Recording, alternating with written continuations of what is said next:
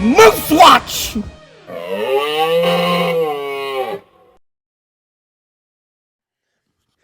Good morning, afternoon, and evening, ladies and gentlemen. My name is Zachary Nolan. Welcome back, and we have some news to report. So, I'm going to probably wait to upload this video because it's not speculation.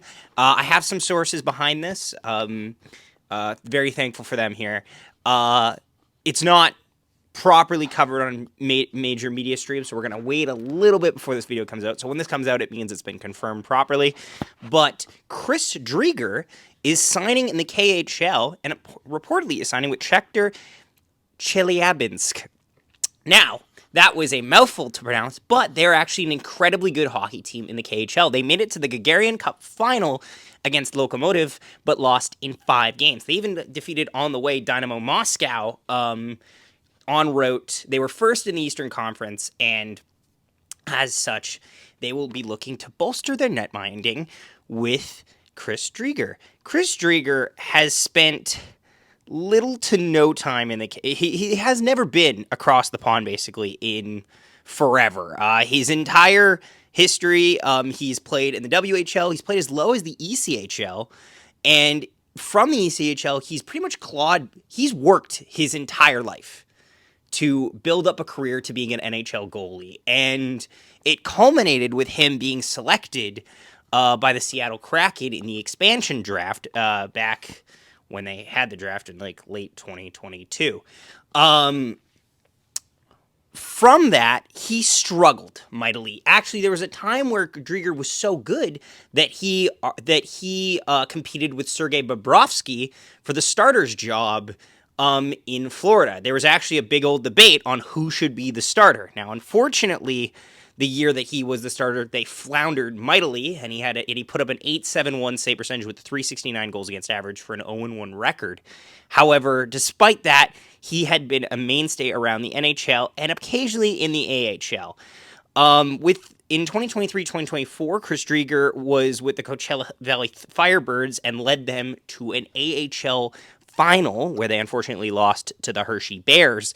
But overall, he's kind of bounced around between the NHL and the AHL. Last season, he was exclusively in the AHL, playing for the Charlotte Checkers as basically the third goalie in the organization of the Florida Panthers.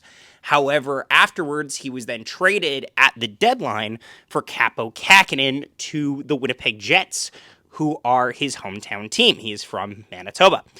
Unfortunately for him, there was a very established hierarchy with Eric Comrie and Connor Hellebuyck, so he only backed up, I believe, 1 game. He did not start any games, and he never took any shots in the Winnipeg Jets uniform, but he did play 5 games in the AHL with a struggling Manitoba Moose squad, where he recorded a .330 save percentage, or .330 goals against average and .872 save percentage for a record of 1-3-0.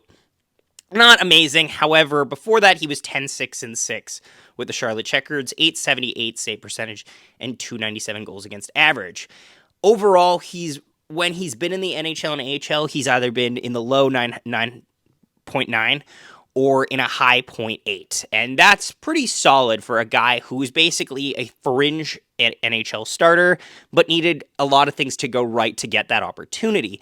In the KHL, I fully believe he will get that opportunity, and it is rumored that he signed for a 7-figure deal in the KHL, so get that bag, friend. But yeah, honestly, I think this is a great opportunity for Chris Driedger. I don't think this has any really negative ramifications for the Manitoba Moose. I think they still like their young tandem of Dominic DiVincentis and Thomas Milic, and then they'll probably bring in another goalie at the deadline that could possibly mentor the two, and then those two will alternate between spending time in the AHL and ECHL because Eric Comrie still has 1 year left on his contract. Thanks so much for watching, guys. Have a wonderful rest of your day.